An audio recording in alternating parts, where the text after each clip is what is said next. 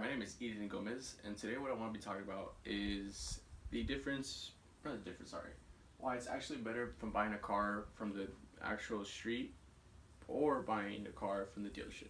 And when I mean street is like Craigslist, OfferUp, apps like that. So one thing I want to talk about first, the introduction. So first dealership the first dealership in the United States was established in 1898 by William E. Mesger. And in the year 1914, it was actually the option of leasing was starting to come around, but then the option for automotive and fleet basis was in the year 1940. So one thing you got to be careful about is the promotions offered by dealerships.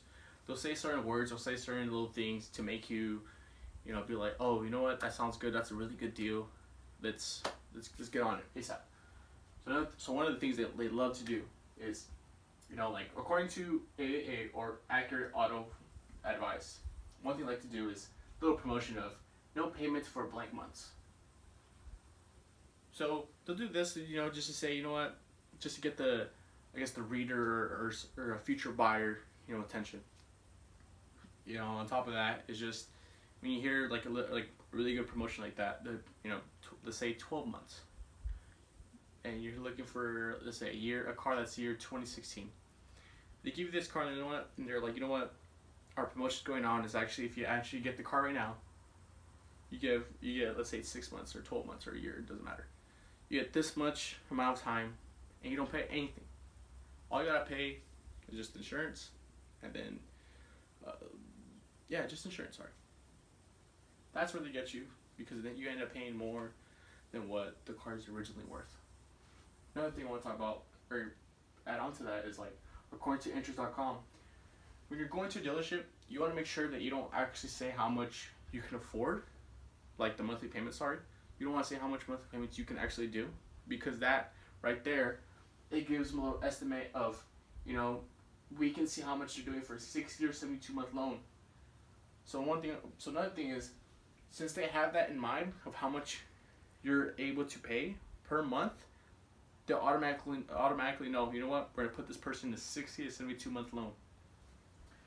So what ends up happening from that is that you end up buying a vehicle, let's say that's $25,000, mid-size sedan, and then they'll end up keeping that payment for about $450 a month. So you're going to be paying way more than what the car is actually worth, and that's how they make their money, or their profits. So the cost of insurance is one thing that's going to be really expensive, due to when you get a vehicle from the dealership, you need to put full coverage on it. I know some dealerships offer a month with their own insurance, but after that month, you need to get full coverage after that. Such as from according to autoinsurance.org, liability is not just the minimum amount required by law, it is also the least expensive. Like I was saying, since it's really expensive, and not only that, who knows what will happen from, let's say you leave the dealership and see when you get to your house. Anything can happen. Another thing is, since some of these vehicles, they are like, advanced technology, such as the headlights, the whole way the car works, such as the computer and stuff like that. Every single part from the newer models are way more expensive than if you were to look at an older model. Such as new models cost more to be repaired or replaced, high-tech safety and tracking devices are usually installed in new models. So you have all these little things, all the little details that are added onto it that you may not know about. But let's say if they were to break, some of them will be really expensive. Such as when I took a vehicle out from a dealership, it's a Chrysler 300S, and it had a little problem with the motor. It had a little thing. It was a gauge to see if my engine was actually hot or cold. That little device was about $1,400. It was pretty ridiculous, because other parts like that, like in other cars, they would be about like $200. So you got to be careful of that. Make sure you have full coverage.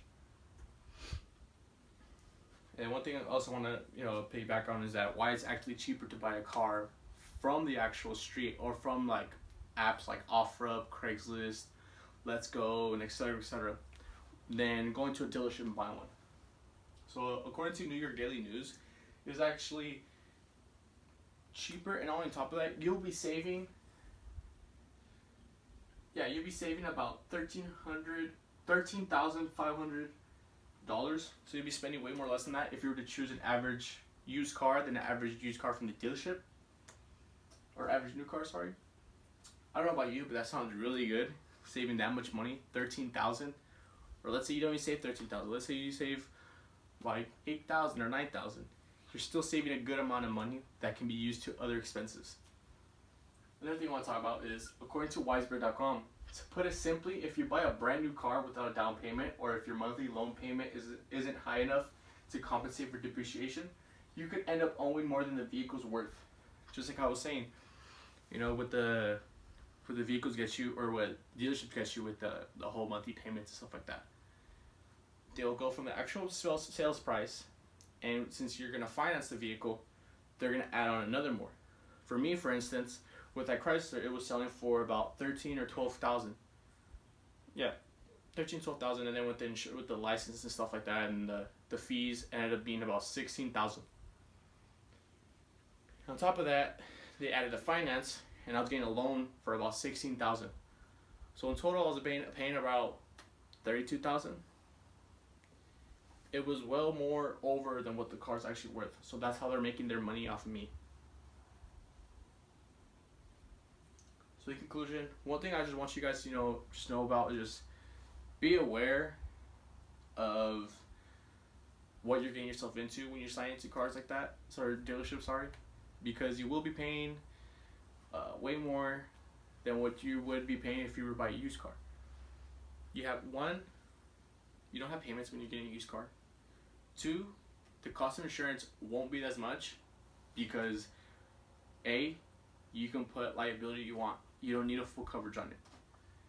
And the last point, you'll save way more money. Like I said earlier, some people they'll be spending less than 13,500 if you were to buy a used car than a new used average car. So that's one thing I just wanted to say, and hope you guys, are well educated or somewhat educated now about how the whole process goes when getting a car from the actual dealership. Thank you.